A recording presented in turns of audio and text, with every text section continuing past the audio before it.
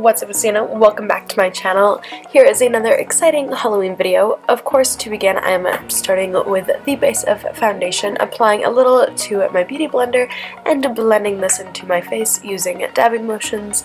I also have a dampened beauty blender. That way it applies more evenly and just looks a whole lot better. I am adding a whole lot more foundation than I normally would because Coraline is a cartoon character and has very doll-like porcelain skin, so we want to replicate that. So I'm going in with an old foundation stick and just applying this under my eyes to brighten them and add more light to any other high points in my face.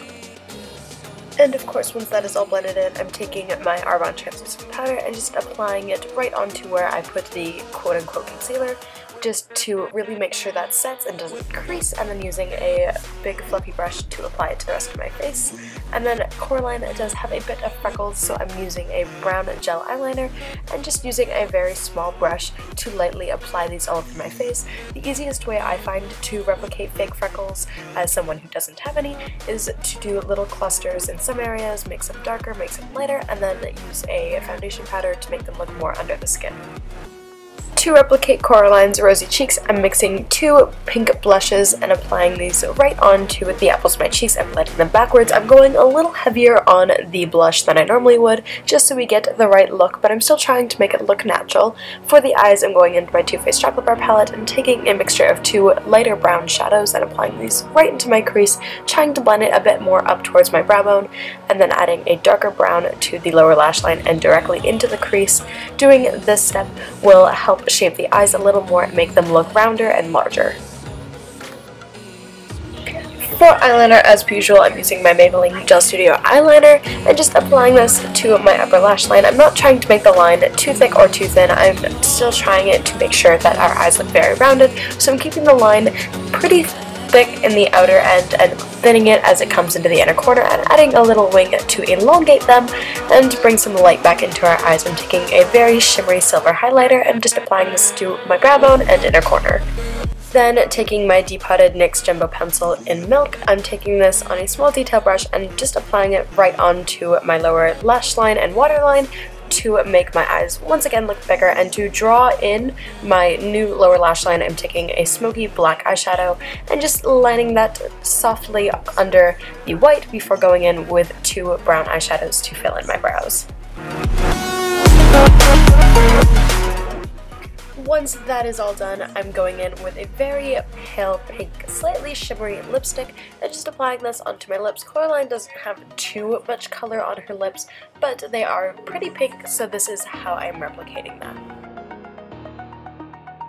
Now for the fun part, making our button eye. So to do this, I'm taking some cotton and Elmer's school glue, which is non-toxic, so it's perfectly safe to use, though I would recommend getting some liquid latex if you are planning to wear this all night, because this doesn't have a very strong holding power, and liquid latex will ensure that it stays on throughout the entire night. I'm just applying a little bit of it down where I want it to, and then soaking the cotton and using my fingers to mold it to where it is. I wasn't able to do this all on camera because I needed two hands to do it, so once I have the walls of where I want the button to be placed, I just went ahead and to speed up the process took a hairdryer and used that on its lowest setting to dry it. Now, in order to make this actually look like it is our skin, take a foundation of your choice. I'm going in with one that's actually a little bit darker than my actual skin tone, just so it is a little easier to do. I'm just taking a sponge and applying this all over it before going in with some taupe eyeshadows and blending this on top to mute any orange tones. This I found was the best way to get a perfect or seamless blend from the one to the other. And to fill in the gap of where our eye has been gouged out and replaced with the button, I am filling it in with my NYX Jumbo Eye Pencil in Black Bean, and of course making sure to set this with a whole lot of black eyeshadow to make sure that it goes nowhere and stays as true black as possible. To make it look irritated and bruising, I'm stippling on some red blush with a torn up sponge just on the perimeter of this cut, and adding some purples and more deeper reds and blues as well in order to really make it look very irritated because our eye has just been gouged out and replaced with a button. To apply the button, I'm just simply applying a little bit of eyelash glue to the pieces of the button that are coming in contact with my skin. I relied on not only the lash glue, but the walls of our fake skin that we made out of the cotton and glue to hold it in, and it actually stayed pretty well. And with that, you have finished your Coraline button eye look.